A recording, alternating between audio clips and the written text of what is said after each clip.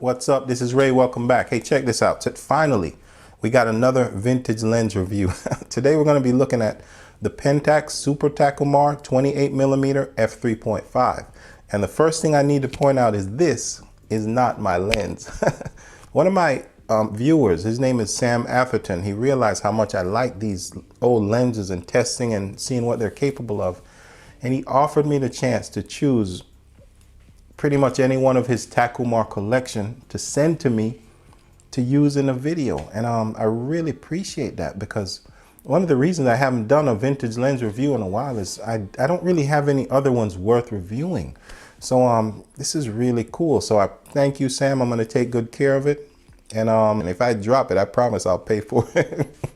But what is important about this lens is this was made, I think, between 1971 and 76. That was a time when they weren't making lens all plastic like nowadays. This is all metal. For example, look at the lens cap.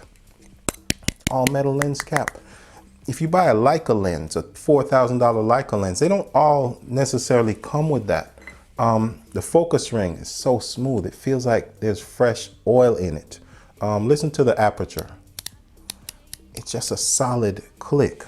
And furthermore, look at the leather case it comes in. Padded inside. It smells vintage. It's just made at a time when they made products with care and with pride. Everything is plastic now. So if you're curious about a high-performing quality vintage lens, stick around. We're going to be looking at this 28mm 3.5, and honestly, it's one I haven't heard of before. So yeah, stick around. I'm going to show you everything I learned about this lens, including image and video samples. So stay tuned.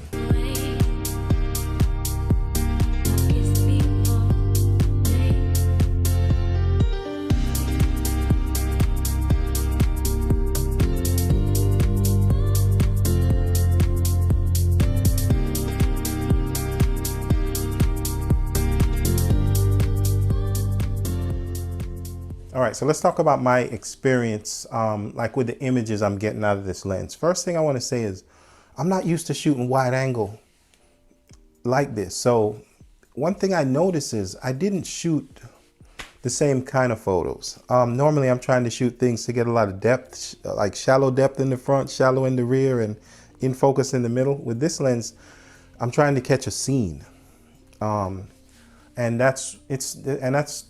It took me a while to get used to that, but there's definitely a place for that because it allows you to get everything in. But one thing I noticed with my mirrorless camera, when I'm looking through the EVF and I'm focusing, it almost looks like everything being focused unless it's up close. So that's one kind of quirk I noticed, is just getting used to it. And I notice I take different types of photos.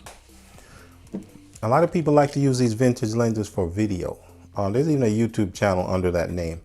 And this is an outstanding lens to use for video for one reason. The focus is very long and it's so smooth. It feels like, it sounds cliche, but it feels like there's butter in it. And it has a nice dampening. As you turn it, it doesn't stop immediately. It's like it slowly comes to a stop. The only thing that would throw it off for video is the aperture. It has a nice strong click. So yeah, you wouldn't want to do that if your camera is running the audio, but it's an awesome, outstanding lens for video. Keep in mind though, I keep forgetting to remind you that the focus is in a reverse direction than what we normally used to. When you turn it all the way to the right, it's infinity instead of minimum focus. Or maybe I have it reversed. See, I'm confused now.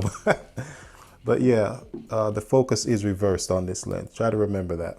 One kind of uncommon thing I did with this review is I actually shot this vintage lens in a film camera. I developed the film and I'm going to show you those images, because normally I will use my vintage lenses and adapt it to my digital camera.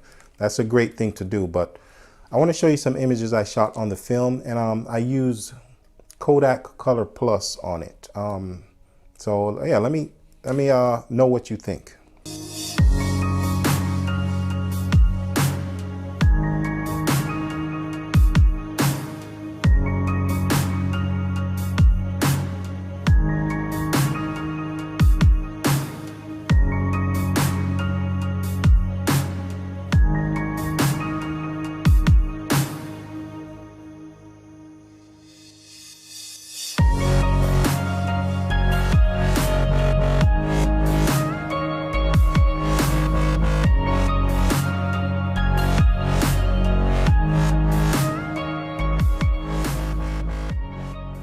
Yes, so that is my review of the Pentax 28mm f3.5 Super Takumar, and I have to say, after testing this lens, it makes me really want to try the other Takumar models. I don't know if I want to try the radioactive ones. When you hear people talk about Leica build quality and Voigtlander build quality, if that's what you strive for, that's fine. But I think you owe it to yourself to try one of these, feel it and use it.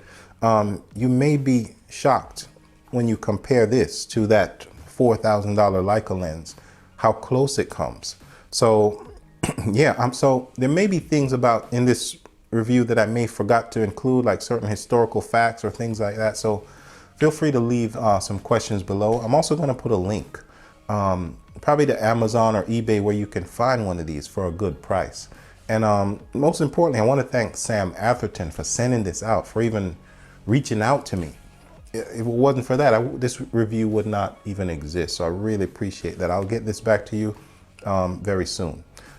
So yeah, thank you guys for watching, and keep in mind, no matter what vintage lens you use for your art or photography or video, until next time, as always, keep it real.